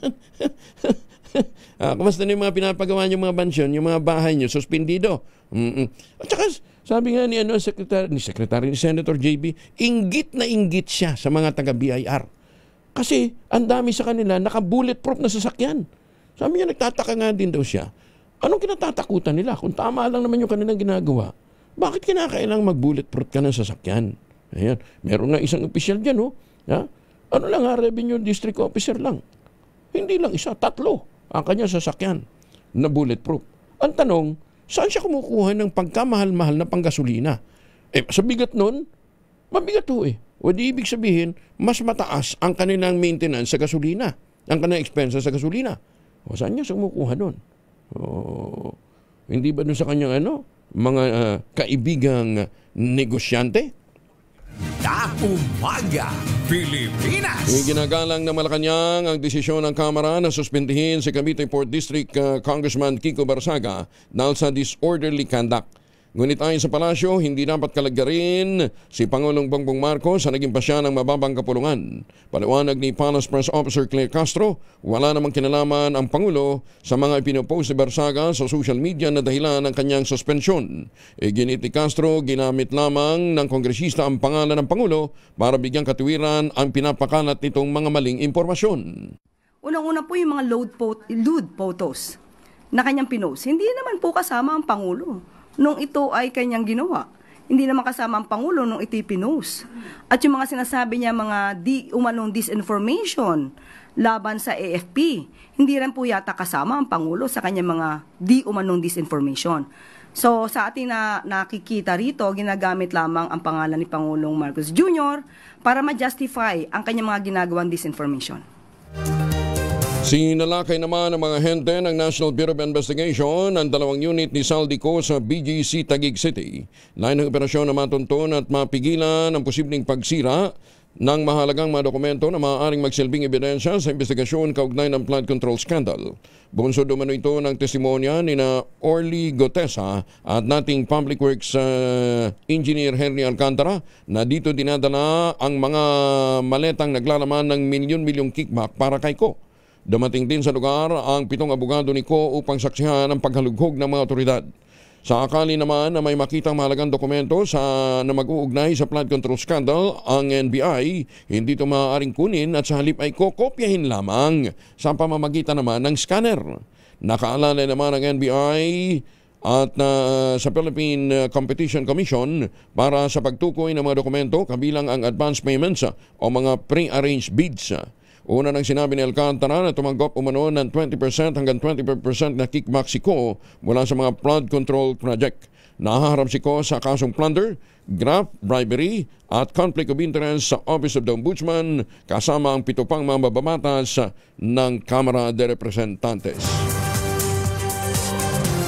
Inikayat ang mga medical expert ang mga kabataang Pilipino na agarang magpa-HIV o AIDS test sa gitna ng pagtaas ng kaso ng mga tinatamaan ng nasabing sakit na edad 15 hanggang 24. Sa isinagawang media conference ng Philippine Pediatric Society para sa World AIDS Day, iniulat ng mga health expert ang nakababahalang pagtaas ng kaso ng mga kabataang may Human Immunodeficiency Virus o HIV at Acquired Immunodeficiency Syndrome o AIDS. Ayon kay Dr. Joan De Castro, presidente ng PPS, umaabot sa 55 kabataan kada araw ang nagpupositibo sa nasabing sakit. Karamihan dito ay mga lalaki. Tinukoy na dahilan ni Dr. Castro ang maagang pagiging aktibo ng ilang kabataan sa pakikipagtalik, pagkakaroon ng iba't ibang partner at transactional sex. Bagamat manageable pa rin umano ang pagkakaroon ng HIV, mabilisan niya na naipapasa ito kaya't mahalaga ang maagang pagsasailalim at pagsusuri. Palagay ko, ito isang problema na hindi halos natututukan. Kasi nga po, nandun pa rin yung social stigma na kapag ikaw nagpa-HIV test, iba na kaagad yung tingin sa inyo. Sa ganitong sitwasyon, kinakailangan siguro mandatory na ito, no ha? Lalong-lalo na dun sa mga... kasi kabataan ha? Kabataan yung kabataan yung involved. Either way, girlfriend nila o boyfriend nilang girly, ha? Ayun na kasi sabihin bading Ayan. So, yun ang nagiging problema. Habang hindi ho nagiging mandatory yung testing, kasi sasabi nila, violation daw ho yun ng human rights. So, nandun na ho tayo.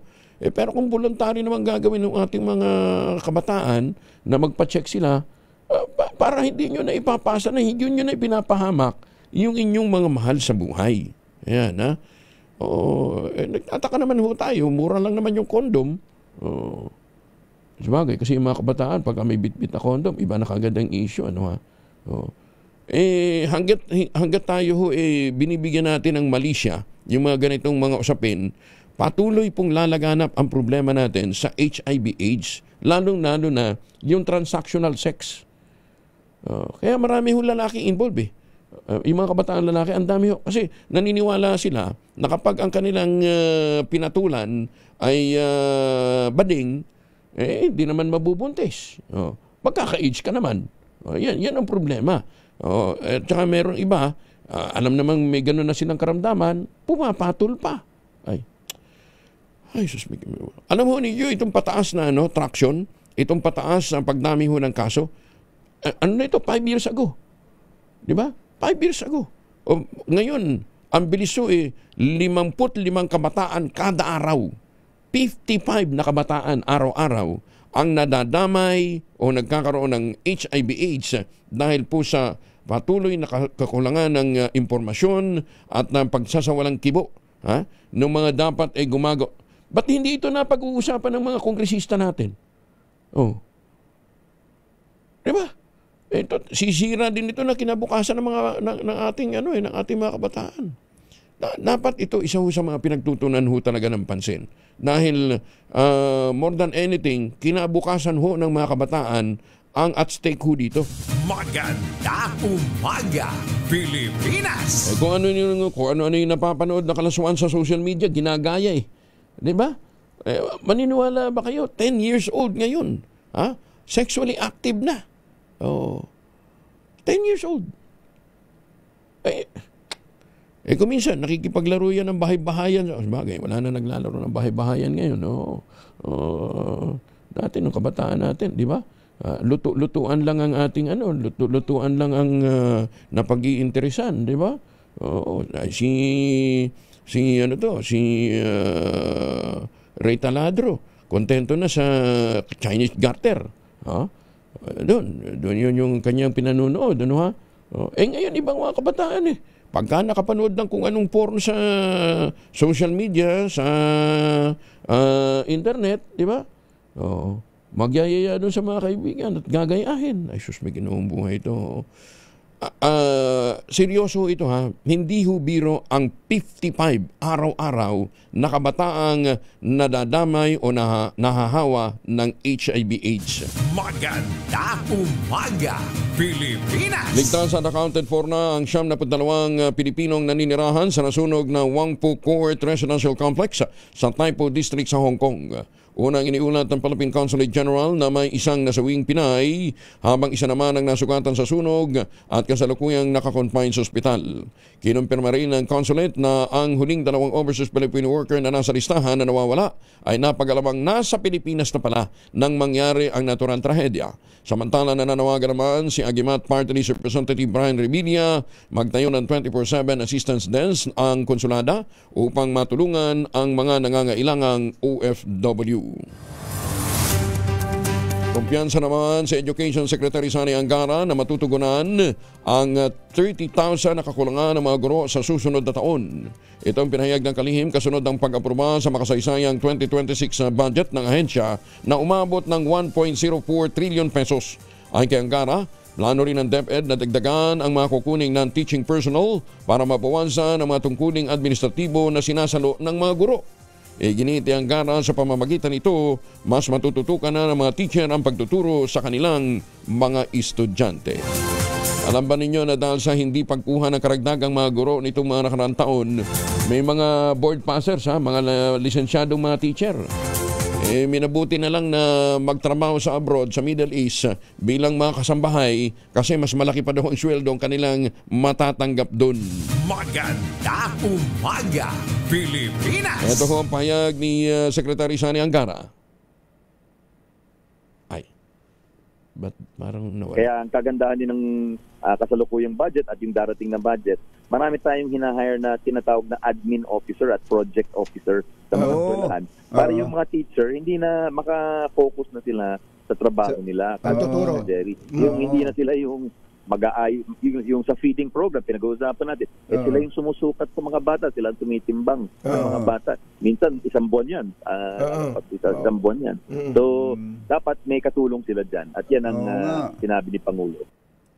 Maganda umaga, Pilipinas! 33 na makalipas ang alas 5 ng umaga. Angelo Palmones, maganda umaga, Pilipinas! 37 na makalipas ang alas 5 na umaga. Ayun, bago na pala yung ating mahiwagang tunog, Engineer Ray. Ayan, ito na ho ang ating bagong mahiwagang tunog. Mahiwagang tunog! 1,000 balik tayo sa 1,000.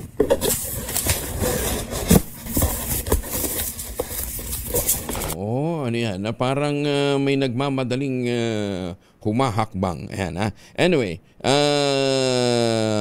yan po ang ating hinahanap na item ay unang inilabas daw po sa Amerika noon pang 1895. Tagal naman na nito. At least may reference ako, ha? Ito po ay unang inilabas sa Amerika noong 1895. Yun pong unang item natin. Ano, ha? Yung pangalawang item naman ay... Huwag na. Para naman giveaway ka agad dyan, ha? Basta ito ay isang bagay... dalawang item, pero pagka nakarating sa inyo, isang bagay na lang siya, isang item na lang siya, ha? Usong-uso ngayong Pasko. Magandang umaga, Pilipinas! Ang inyo pong mga sagot, ipapadala po ninyo sa 0919-282-6485. Sundin ang tamang format po ng pagte-text, empty space, name / address / contact number / at ang inyong sagot. Isang beses lamang po maaari mag-text sa ating text line gamit ang inyong mobile number. Sa mga sasagot online, kinakailangan meron po kayong sharer badge. Ayan, ha? Pag binigay natin yung prinsipyo kasi ng P6, wala na, kuha na kaagad. Kaya sagot muna kayo. Tingnan natin kung ganun ho kayo kagagaling pa rin, ha? Basta ito ho, common ngayong mga panahong ito. Magandang umaga, Pilipinas! Nananakit naman yung kasukasuan, nagkakaringkel sa ba, humihinab ang kalamnan, epekto ho yan ng pagtanda. Ipinakikilalang Ultaplex, isang health drink mula sa mga lumikha ng Ultabio backed by Japanese technology. Ang Ultaplex ay may HCG complex, hydrolyzed marine collagen para sa skin at joints, HMB pampalakas ng muscles, glucosa green para naman sa ginhawa ng kasukasuan. Available in copy with stevia at powdered drink mix. Kayang buwiin ang galaw, sigla at ganda kahit nagkakaedad na with proper diet and exercise. Hanapin po ang Ultaplex sa Shopee, Lazada at ultamayo.shop. Ang Ultaplex po ay hindi gamot at hindi dapat gamitin panggamot sa anumang uri ng sakit. If symptoms persist, consult your doctor. Bagong balita, bagong impormasyon. Kasama si Kuya Angelo Palmones. Magandang umaga, Pilipinas! Umarangkada na ang komprehensibong pag-review ng militar sa Complete Disability Discharge Policy nito alinsunod sa utos ng Pangulong Bongbong Marcos Jr. Ayon kay Armed Forces of the Philippines spokesperson Colonel Francel Padilla, nakikipag-ugnayan na sila sa Department of National Defense para amyendahan ang naturang patakaran ng tinatawag ng Pangulo na hindi makatarungan.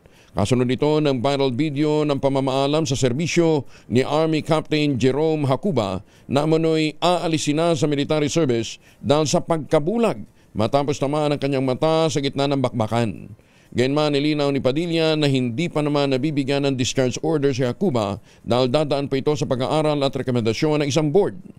We are closely coordinating with the Department of National Defense and we are conducting a comprehensive review nitong existing CDD policy natin to ensure that no wounded or disabled personnel are left out, especially if nakuha nila ito because of it's in line of duty. Advantage ng may social media ngayon, ano ha? Yung mga dati ay hindi napapakinggan, nabibigyan ng pansin, ano? Kahit na mga ordinaryong mga kababayan natin. Kaya doon sa mga security guard natin na mayroong mga hinaing, ano? May mga reklamo din. At saka doon sa mga kapgu. Ako, sinasuggest ko sa inyo para mabigyan kayo ng pansin, mag-post din kayo, ha? Gaya nilibawaan itong mga natin, itong mga kapgu, yung mga auxiliary, di ba? Sino yung mga pinambabala sa kanyo? Sino yung pauna pagdating sa bakbakan? Pero wala naman silang sapat na benepisyo. Yan. Kaya i-post din ninyo sa social media nang sa ngayon mapakinggan ng mga kinaukulan ang inyo pong mga concerns. Pagpasa ng panukalang magbibigyan ng pangil sa ICI, pinapapaspasan. Detalye na balita mula kay Giselle Ricaport, RH15. Good morning, Giselle. Good morning, Kuyang Angel. Muling iginiit ni Nabot na City Representative Toby Tiangco ang pagpasa sa kanyang panukala na layong bigyan ng dagdag na pangil ang Independent Commission for Infrastructure para maimbestigahan at mapakulong yung mga sangkot sa anomalya sa mga proyekto sa flood control. Ayon kay Tiangco, magkatutulong ang kanyang House Bill number 5699 para gawing mas mabilis at epektibo ang investigasyon at pagsasampa ng kaso ng komisyon. Batay sa panukala, gagawing independent Independent Commission Against Infrastructure Corruption ng ICI at bibigyan ng kapangyarihan na magsampa ng kaso, mag-issue ng sabina at hold departure order at magsagawa ng mas malawakang investigasyon. Idiniin ng kongresista na makatutulong ito sa Ombudsman at DOJ para mapabilis ang proseso, lalo pat ang flood control anomaly niya, yung pinakamalaking corruption scandal sa kasaysayan ng Pilipinas. Kasabay nito, kinukwestiyon naman ng ilan si dating Public Works Undersecretary Roberto Bernardo sa umano'y pagkakaroon niya ng selective memory sa kanyang mga testimonya sa Senado. Ang pabago-bago anilang testimonya ni Bernardo ang naging dahilan para i-revaluate ng Independent Commission yung pinaplano nilang mga kaso laban sa ilang dati at kasalukuyang senador. Tinawag pa ni dating Executive Secretary Lucas Bersamin nang hindi kapanipaniwala si Bernardo dahil panay hearsay lamang daw yung kanyang pinipresenta na ebidensya o salaysay. Matatandaan din na ilang beses hindi sumipot si Bernardo sa mga pagdinay ng ICI dahil sa medical reason hanggang sa i-invoke na niya yung confidentiality provision ng inaplayang Witness Protection Program kaya hindi na ulit babalik sa komisyon. Ito si Giselle Ricafort para sa DZRH, una sa Pilipinas, una sa Pilipino. Maraming salamat, Giselle. Ini-livestream na sa kauna-unahang pagkakataon ang pagdinig ng Independent Commission for Infrastructure kaugnay ng flood control scandal. Unang sumalang si Laguna Port District Representative Benjamin Agarao, isa sa mga idinawit na mag-asawang Sara at Curly Discaya sa naturang kontrobersiya. Sa hearing ng komisyon, pinabulaanan ng kongresista na tumanggap siya ng kickback mula sa mga Discaya, lalo pat wala naman anya siyang personal na knowledge tungkol sa mag-asawa. Ganman, inamin ni Agarao na kilala niya ang kontraktor na si Alvin Mariano na unang sinabi ng mga Discaya na malapit umano sa kanya. Tinanggal na ni suspended Cavite Representative Francis Kiko Barsaga ang kanyang hindi kanais-nais na Facebook post sa kanyang personal at official accounts matapos mabigyan ng 24 oras na ultimatum ng House Ethics Panel. Ayon kay Ethics Committee Chair at Porpis Representative J.C. Abalos, posibleng may mas mabigat pang parusang kaharapin si Barsaga kung hindi susunod batay sa kanilang committee report. Si Barsaga ay sinuspende ng 60 araw ng walang sweldo at mga beneficial dahil sa manoy disorderly behavior o conduct unbecoming ng isang miyembro ng Kongreso. Binalaan din siya ni Abalos na huwag nang uulitin pa ang post na itinuturing na hindi naaangkop at nagpapakita ng kawalan ng respeto sa kababaihan. Hindi tinutulan ni Barsaga ang rekomendasyon ng komite at sinabi niyang buong puso niyang tinatanggap ang desisyon. Ganman, iginiit niyang nananatili ang kanyang paninindigan na dapat na niyang managot ang Pangulong Marcos sa mga krimeng nagawa nito. Pinatawa ng 6 na buwang preventive suspension ang 12 opisyal ng DPWH Mimaropa at Bids and Awards Committee nito na sangkot naman sa mga anomalya ng proyekto dyan po sa Nauhan, Oriental Mindoro, nagkakahalaga ng 289 million pesos. Saklaw ng preventive suspension order na inisyo ng Office of Ombudsman, sina Gerald Pacanan, DPWH Regional Director, Jean Ryan Altea, Assistant Regional Director, Ruben Santos, Assistant Regional Director, Bontrexis Tamayo, OIC Chief ng Planning and Design Division, Dominic Serrano, DPWH Construction Division, Chief ng Bids and Awards Committee, si Dennis Abagon, Juliet Calvo, Lerma Caico, Belisardo Casuno, Grace Lopez, Fredrich Carl Camero at Tinohen Sakar. Una rito, ilan sa mga nabanggit na personalidad ang nagpasok na ng not guilty plea kaugnay ng kasong malversation na inihain laban sa kanila kaugnay ng maanomalyang flood control project. Magandang umaga, Pilipinas! Umabot na sa 9 na opisyal ng DPWH Mimaropa ang naghain nga ng not guilty plea kaugnay ng kinakaharap nilang malversation charges sa Sandigan Bayan 6th Division.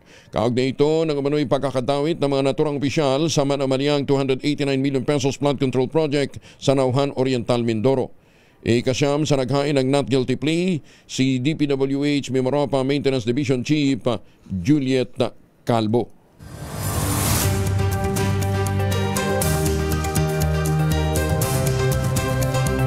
Tumangging magbigay ng phone record sa Independent Commission for Infrastructure si Laguna Port District Representative Benji Agarao Jr. Depensa ni Garao, baka umano magalit ang kanyang asawa dahil sa may mga impormasyon sa kanyang cellphone na hindi maaaring isa publiko. Tila pa rin namang tinugon ni ICI Chairman Andres Reyes na kaya ayaw ng komisyon na i-livestream ang pagdinig ay baka mabuksan sa taong bayan ang mga pribadong detalye. Pagbibigay diin naman ni Garao, walang kinalaman ang laman ng kanyang telepono sa mga alegasyong ibinabato laban sa kanya. Una, hindi po ako mahilig sa bulldog. Hindi po ako mahilig sa bulldog dahil po malaway po yun eh. Talaga pong, ang first love ko pong aso ay German Shepherd. Dahil pogi po. So wala ho kayong tinatanggap na regalo wala po, exotic bulldog? Wala po. Hindi kayo magbigay sa amin ng phone records saka messages ng cellphone ninyo para ma-verify namin. Your Honor, ang... Hindi po. Kasi ang cellphone ko po ay dalawa lang po eh. Yung pong bago kong cellphone, sa Viber lang po namin sa partido at saka po sa CA. Ito po lang ang aking cellphone. May mga ibang detalye po ito na hindi ko po pwedeng baka po magalit ang asawa ko. Kaya po. Opo. Kaya ayaw namin ng live streaming, naririnig ng mga tao tungkol sa asawa. Bagong Navy warship na BRP Diego Silang isinabak na sa active service. Meron pa daw 10 barkong inaasahan. Detalye na balita mula kay Jal Paro sa RH52. Jal, good morning. Kuya Angel, opisyal na ngang kinomisyon ng hukbong dagat ang pinakabago nitong barkong pandigma, ang Malvar-class frigate na BRP Diego Silang. Sa isang seremonya sa Subic, inilagay na nga sa active status ang multi-role warship na kaya ang anti-surface, anti-air, anti-submarine at electronic warfare capabilities. Magsisilbing kapitan itong pinakamoderno ngayong barko ng Philippine Fleet, si Captain John Percy Alcos, na dati ring tagapagsalita ng Philippine Navy. Present sa pagdinyag sina Defense Undersecretary Salvador Mison Jr., Navy Flag Officer in Command Vice Admiral Jose Ma Ambrosio Espeleta, at representative mula Korea o South Korea kung saan ginawa itong BRP Diego Silang. Sa hiwalay namang pulong balitaan dito sa Camp Aguinaldo, sinabi ni AFP spokesperson for the West Philippine Sea, Rear Admiral Roy Vincent Trinidad, na 10 pa ang inaasahan ng Philippine Navy. Kabilang dito ang 6 na offshore patrol vessel at 2 landing dock na napondohan na at ginagawa na sa kasalukuyan at nasa discussion phase para sa 2 pang karagdagang frigate. Pakinggan natin si Admiral Trinidad. Docks being constructed in Korea and Indonesia respectively have already been funded.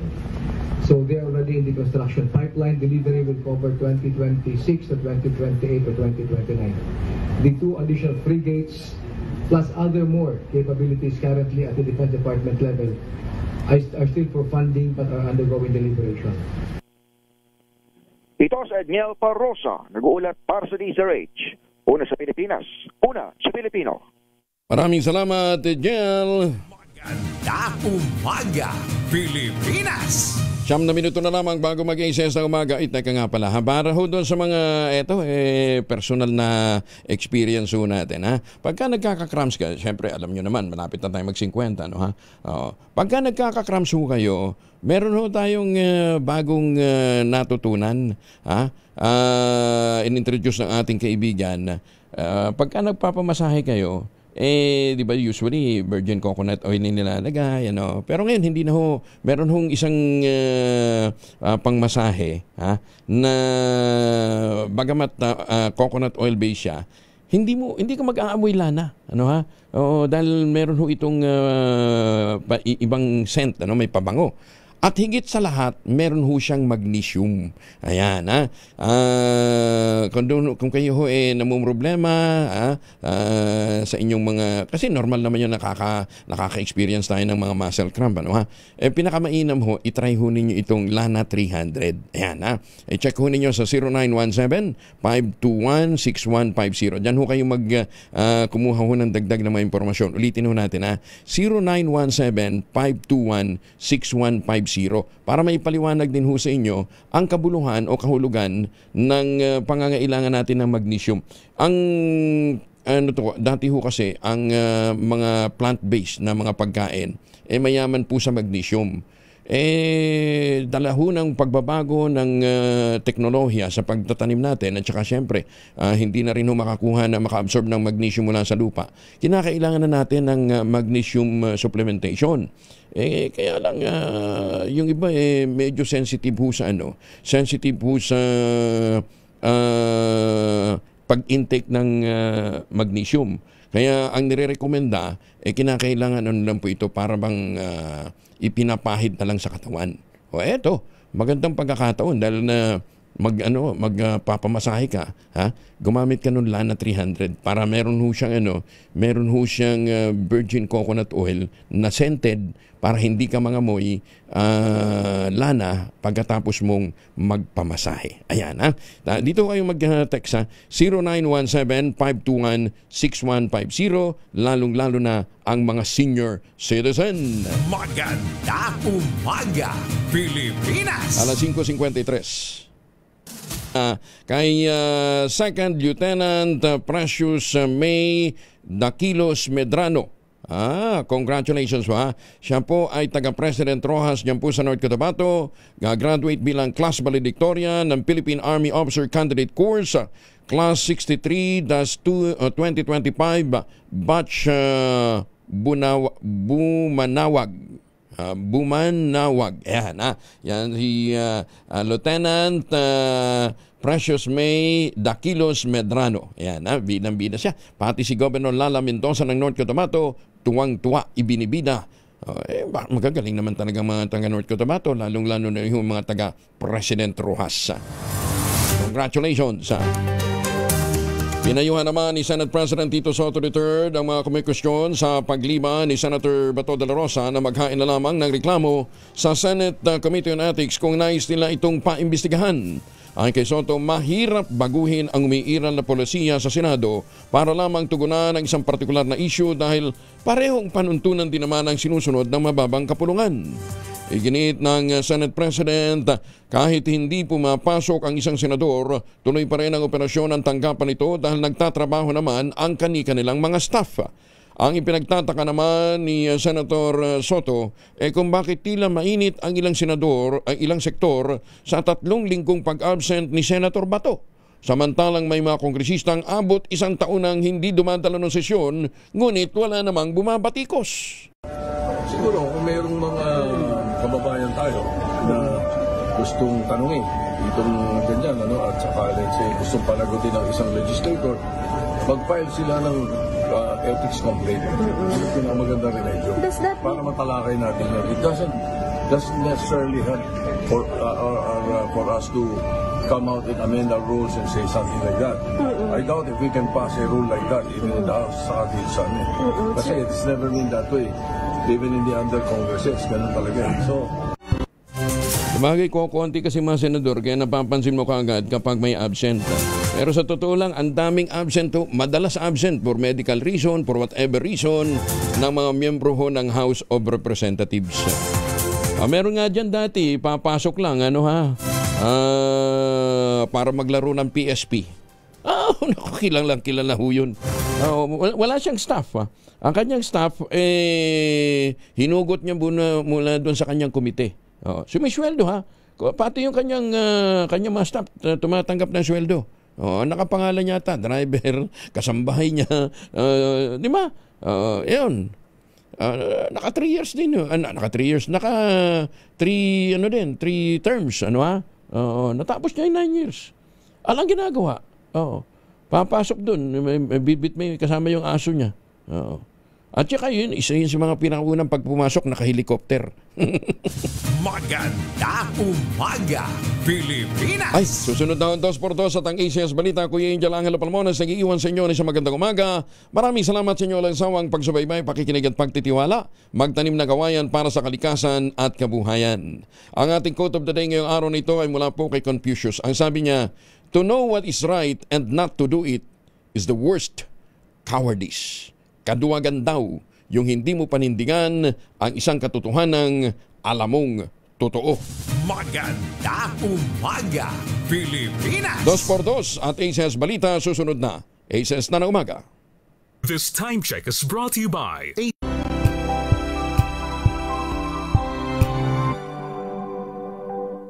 Sa lahat ng bagay, simula pa lang, siguraduhing max protection na. Kasi pag kulang ang proteksyon, baka madaling masira. Sa ngipin, dapat may max protection din. Max sa halaga ng unique toothpaste. With Max Protect Formula, help stop cavities before